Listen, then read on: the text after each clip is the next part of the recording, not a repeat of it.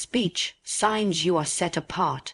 In the spirit of KATHRYN KUHLMAN, oh, my precious friend, there is a difference, there is a knowing. There are those who walk among the crowd and never quite fit in. Not because they are strange, but because they are marked, set apart, for something holy. It doesn't always begin with a vision. It may begin with pain. It may begin with loneliness. But oh, there is something in the soul that whispers. You are not made for ordinary things. You feel it in the silence. You sense it in the night seasons. When others run toward noise, you find refuge in stillness. You've been ruined for anything less than divine purpose.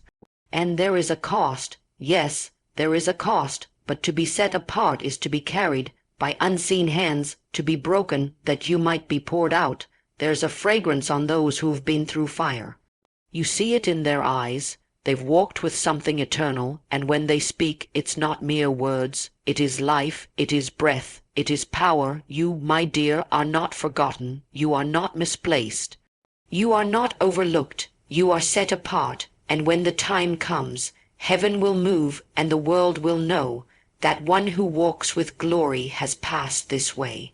5 key points of the speech signs you are set apart: a deep inner knowing. You carry an internal awareness that you were made for more than the ordinary. Even without external confirmation, your spirit feels the pull of destiny.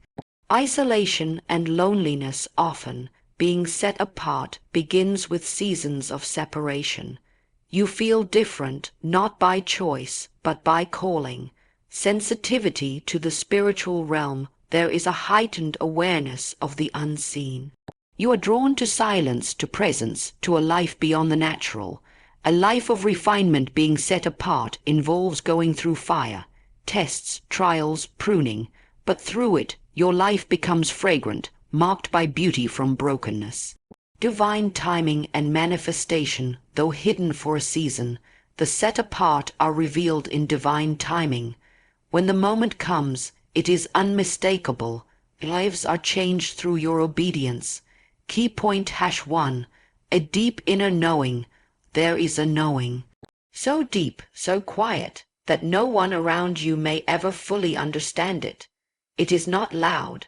It does not demand attention, but it is there, always there. A whisper in the soul that you were made for something more than what is seen. Not something greater in the eyes of man, no, but something higher, something holier. While others may chase titles or recognition, your heart aches for something eternal. You don't know why you feel different. You just do. And it started long before you had the language to describe it. From the time you were young, you sensed there was something unusual about the way you saw the world. While others were content to belong, you often felt like an observer, like a guest in rooms that never quite fit. You would smile, laugh, participate, but deep inside there was a gentle ache, a longing, a yearning. You were not bored with life. You were burdened with something sacred. You felt the weight of a call you couldn't name. The world around you felt too loud, too fast, too shallow, and no matter how hard you tried to blend in, something within you would not let you settle. And so you prayed, or you wept, or you simply sat in silence, drawn to places where the unseen becomes more real than the seen. You didn't always know what you were searching for, but you knew. You were being drawn by something, by someone. There was a pulling at your spirit, a divine magnetism that would not release its grip. Others could go on with their lives, unmoved by what didn't make sense, but not you. You couldn't forget the dreams, the glimpses, the sacred interruptions. You couldn't ignore the feeling that you were being prepared, though you didn't yet know for what. This inner knowing is not a prideful thing. In fact, it often humbles you. It is not that you feel better, it's that you feel burdened. You are not always happy.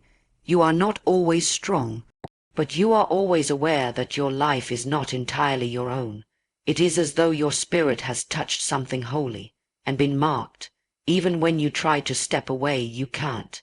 Even when you try to silence it, it returns, like a gentle knock at the door of your soul. You are restless, not because you are lost, but because you've seen a glimpse of home, and nothing else will do. And though no one around you may see it, heaven sees it. There is a weight on your life that cannot be explained. There is a mystery that surrounds you, and the knowing becomes your companion. It walks with you through disappointments and delays. It strengthens you when the world around you feels too empty. It becomes a part of your breath, your decisions, your tears, your prayers. You may not have arrived, you may not yet understand, but deep within, without fanfare, without applause, you know, you are set apart. Key point #2, isolation and loneliness. There is a kind of loneliness that has nothing to do with being alone. You can be in a room full of people and still feel it. That quiet emptiness, that invisible wall. It is not that others have pushed you out. It's that you have been set aside. You smile, you nod, you participate, and yet there is a veil between you and the crowd. Not a veil of pride, but of purpose. You don't quite belong, not because you don't want to, but because something holy has placed a boundary around your life. You are marked, and marked ones rarely blend in. There are seasons where the silence grows louder than the noise of any room. Friends grow distant, opportunities pass you by, doors that swing wide for others seem to close when you approach them, and in those moments it's easy to question, have I done something wrong? Why does it feel like I've been forgotten? But it is not punishment, it is preparation. There is something sacred that happens in the hidden places. The desert is not where you're lost, it's where you're found. And though your heart may ache for companionship, your spirit begins to crave something deeper. Communion. In the stillness, you begin to see yourself more clearly.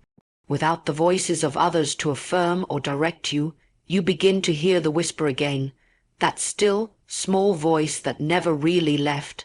It was buried beneath noise and expectations, but now it rises again.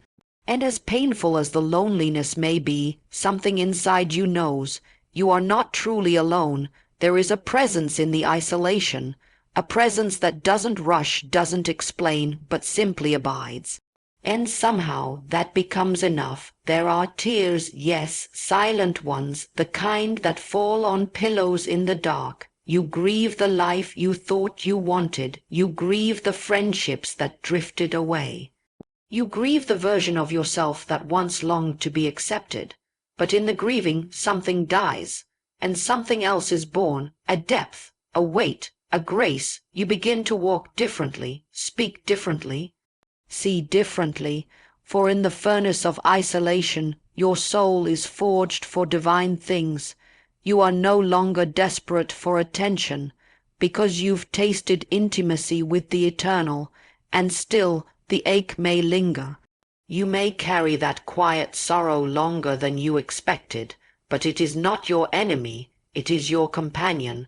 Loneliness has taught you to walk with reverence. It has cleared the noise so you could hear the sacred.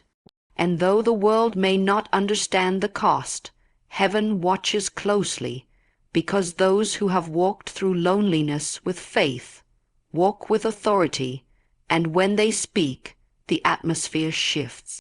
They have dwelled with the holy. Key point #3, sensitivity to the spiritual realm. There are those who walk by sight, and then there are those who walk by something else entirely. You feel things others don't notice. You hear what isn't spoken aloud. You carry a stillness in the middle of chaos, because you're tuned to a frequency this world doesn't broadcast. You aren't just aware of what's happening around you. You're aware of what's happening beneath it, above it, beyond it. It's not something you chose. It's not something you learned. It's something you were born with, or rather something you were awakened to, a gift, a weight, a sensitivity. You enter a room, and before anyone says a word, you feel the atmosphere. You sense unrest, peace, heaviness, or holiness. Your spirit reacts before your mind can explain it. Others call it intuition, but you know it's deeper than that. It's discernment. It's spiritual awareness. You dream things before they happen. You weep for things you don't yet understand. You intercede when you feel something is off, even when you have no physical evidence, because your spirit is not tethered to time. You are living in both realms at once, and sometimes it feels like a burden. You can't just shake off the feeling when something is wrong. You can't always rest even when the world is sleeping. You wake up in the night not from fear, but from divine stirring. You feel drawn to pray, drawn to worship, drawn to sit in stillness, while others sleep soundly without a care, and oh, there are times you wish you could trade it, that you could go back to a simple life where things were only what they seemed. But once your eyes have been opened, they cannot be closed again. You hunger for the presence more than for answers. You are ruined for normal life. Church as usual will not satisfy. Conversations without depth begin to feel hollow. You long for the moments when heaven brushes against earth, when the spirit moves and the room becomes still, when you know something sacred is here. You sense when the atmosphere changes. You feel when the divine enters in. Your spirit responds before your body does, and even when no one else notices, you know, and that knowing becomes your compass. You may not always be able to explain it. You may not have the language to describe what you feel. But you follow it, you trust it, because you've learned that sensitivity to the spirit is not weakness. It's strength. It's how you navigate this life without being consumed by it. It's how you walk with purpose when the path isn't clear. It's how you carry the unseen, like a sacred fire in your bones. And the more you respond, the more that fire grows. Key point #4. A life of refinement. To be set apart is to be refined, not in a moment, but over a lifetime. There is no shortcut to carrying weight in the spirit. It is not gifted cheaply, nor does it rest upon those who will not be trusted with the fire. Refinement is not punishment, it is preparation. But oh, how it burns! It touches the parts of you no one sees. It purifies the motives no one questions. It separates you not just from sin, but from self, from pride, from entitlement, from the need to be seen. Because only what has died can carry resurrection power. There are seasons where everything is stripped away. The spotlight fades. The applause grows quiet. The doors that once opened shut without explanation. And in that place the refining begins. He deals with your heart, your hidden places. He confronts the bitterness you've buried, the envy you've hidden under spiritual language, the ambition you called vision. And not to shame you, no, but to make you clean. Vessels of glory cannot carry the residue of the world. There must be a washing. There must be a fire. And just when you think you've passed through the test, the flame touches another layer. Not because you are failing, but because there is more to surrender. Every level of anointing comes with a deeper level of dying. The greater the call, the deeper the crushing. And while others may rise quickly and easily, those who are truly marked will not be rushed.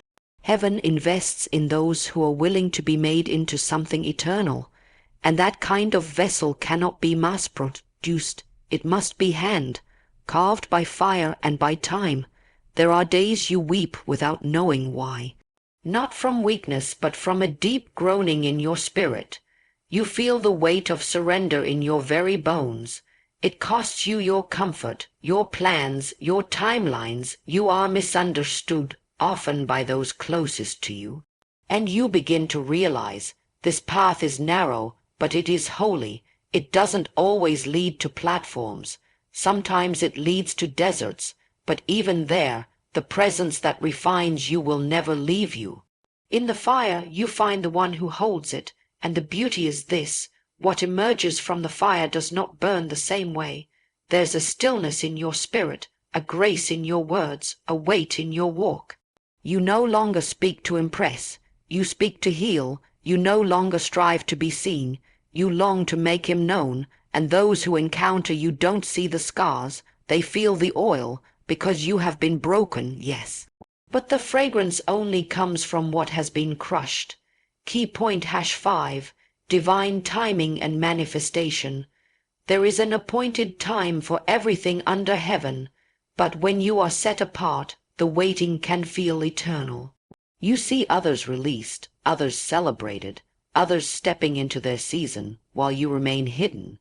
You wonder if the promise passed you by, if perhaps you misunderstood, but there is no mistake in the divine calendar. For those who are marked, timing is not delayed, it is perfected. The waiting is not wasted, it is sacred, because what heaven births is never premature. It arrives when the vessel has been made ready. You have not been overlooked, you have been reserved, and there is a difference. There is a hiding that protects, not punishes, a delay that preserves, not denies.